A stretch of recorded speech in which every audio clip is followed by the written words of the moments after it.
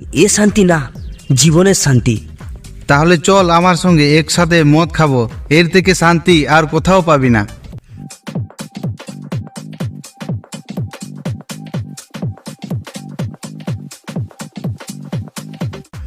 আরে ভাই, আর এক প্যাক বানা, শান্তি আসছে।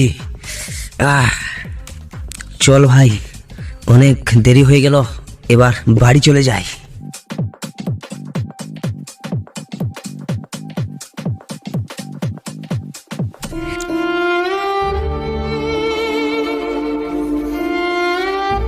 আজকেও তুমি মদ খেয়ে এসেছো? মদ খেয়ে যে শান্তি পাই পাগলি, তোকে ভুলে বোঝাতে পারবো না।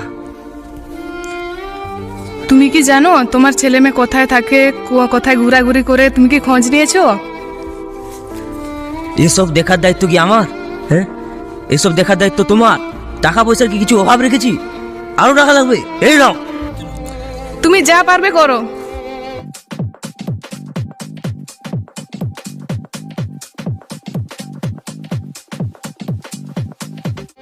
পরের দিন। আজকে আমার বন্ধুদের একটু কল দিই, আর ঘরে থেকে ভালো লাগছে না, একটু মদ খাওয়ার ইচ্ছা হচ্ছে। বন্ধু এসে গেছি।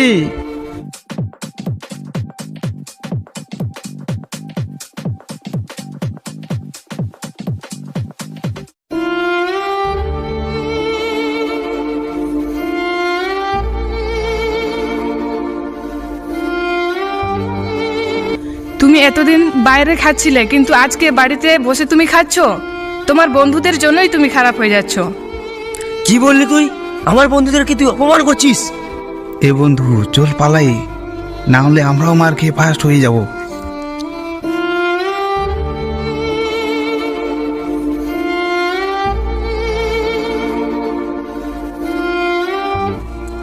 হে ঈশ্বর, এই জগতে কি কেউ নেই যে আমাকে শান্তির পথ দেখাতে পারে? আর আমি এই জীবন রাখতে চাই না।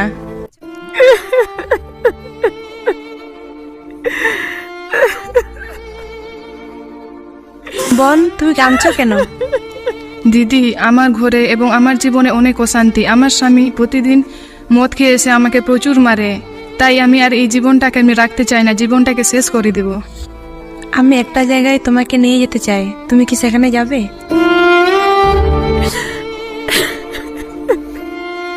কি হয়েছে মা, কাঁদছো কেন?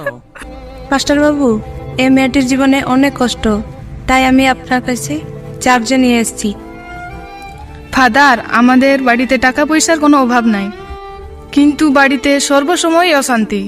আমার স্বামী আমার কথা শোনে না, সব সময় মদ খেয়ে বাড়িতে আসে, আমাকে মারধর করে, এবং আমার ছেলেমেয়েরাও আমার কথা শোনে না।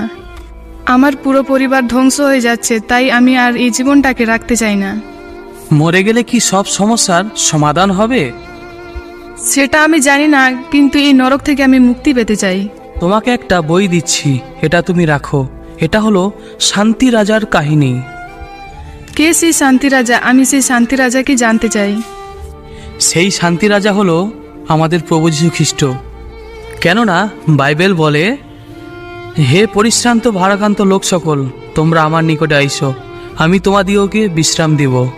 বোন, তুমি প্রতি রবিবার চার্চে আসবেন এবং আমরা সকলে মিলে আপনার জন্য এবং আপনার পরিবারের জন্য আমরা প্রার্থনা করব। এবং এই বইটা যে আপনাকে দিলাম, এই বইটা যখনই আপনি সময় পাবেন তখনই পড়বেন। পরের দিন মেয়েটি বাইবেল পড়ছে।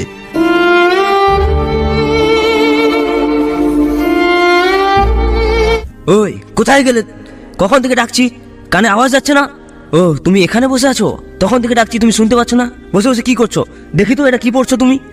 আরে, এটা তো বাইবেল, এটা তো খ্রিস্টানদের বই। হ্যাঁ, তুমি কি ভেবেছো আমরা কি খ্রিস্টান হয়ে যাবো? পাড়ার লোকের কাছে আমরা কি মুখ দেখাতে পারবো না?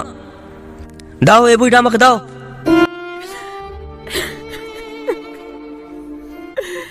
হে প্রভু, তুমি তো সব কিছু দেখছো, আমি তোমার কাছে প্রার্থনা করছি, তুমি আমার স্বামীর জীবনটাকে পরিবর্তন করে দাও।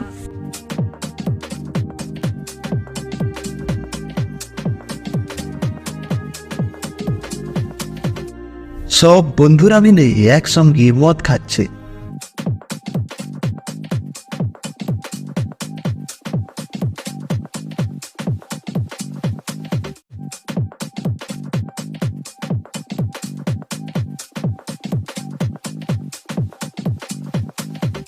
কিরে সুমন, শুনলাম নাকি পাড়ায় তোদের বিষয়ে আলোচনা হচ্ছে, তোরা নাকি ধর্ম পরিবর্তন করছিস।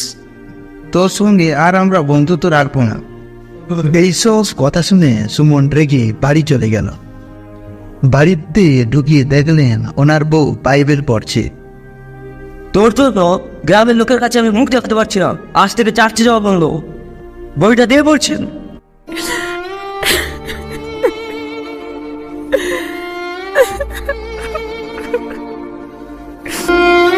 পরের দিন হঠাৎ সুমনের শরীর খারাপ হয়ে গেল।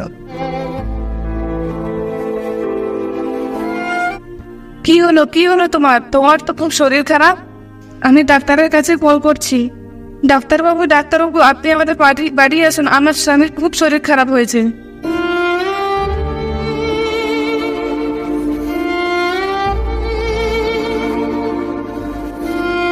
তোমার স্বামীর তো খুব শরীর খারাপ, একে এখনই আমেরিকা নিয়ে যেতে হবে, নয়তো আর তোমার স্বামীকে বাঁচানো যাবে না। ডাক্তারবাবু, আমার স্বামী তো মদ খেয়ে সব টাকা শেষ করে দিয়েছে। আমি তো আর কিছু করতে পারবো না। যদি বাঁচাতে পারেন, ঈশ্বরই একমাত্র বাঁচাতে পারেন।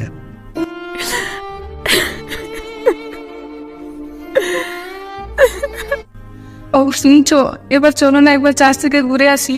এখন তো আমাদের পাশে এক টাকা পয়সাও নাই। এখন একমাত্র ঈশ্বরই আমাদের সাহায্য করতে পারেন। ঠিক আছে, তাহলে তুমি যখন এত করে বলছো, চলো তোমার সাথেই ঘুরে আসি।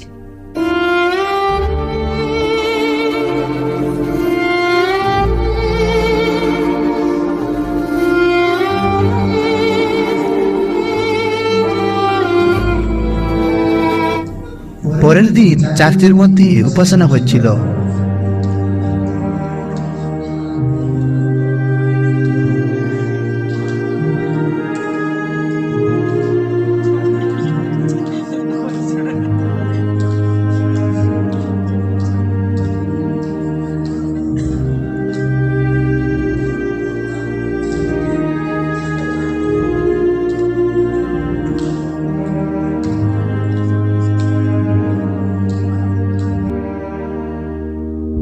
দুজন স্বামী স্ত্রী সেই সময় প্রবেশ করলেন।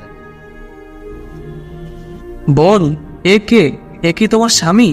এনার কি হয়েছে?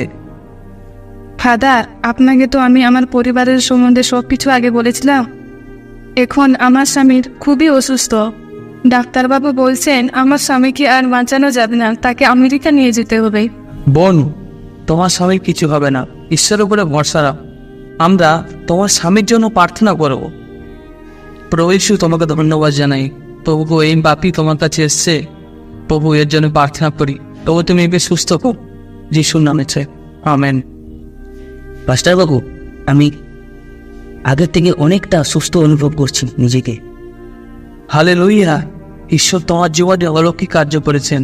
কিন্তু ভাই, তুমি প্রতি রবিবার চার্চে আসবে।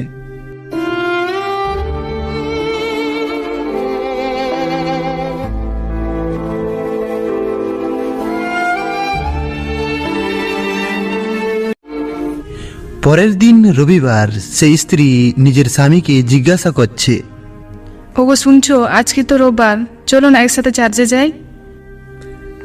আমি তো সুস্থ হয়ে গেছি, তুমি যাও, আমি পরের বার চেষ্টা করব। কিন্তু তুমি যাওয়ার আগে আমার ওই আলমারি থেকে কিছু টাকা নিয়ে গিয়েও, টাকা নিয়ে চার্চের মিষ্টি দান করে দিও। তারপরে তার স্ত্রী চার্চে চলে গেল। এইভাবে কেটে গেল কয়েকটা মাস, কিন্তু সেই ব্যক্তি আর চার্চে গেল না, সব সময় বাহানা দিতে থাকলো। হঠাৎ একদিন সেই ব্যক্তি খুবই অসুস্থ হয়ে গেল। ওগো তোমার কি হয়েছে? তুমি এরকম কেন করছো? জানি না আমার কি হয়েছে, আমি আর নিঃশ্বাস নিতে পারছি না। জানি না আমি আর হয়তো বাঁচবো কি না। তুমি একটু ডাক্তারকে ফোন করো তাড়াতাড়ি।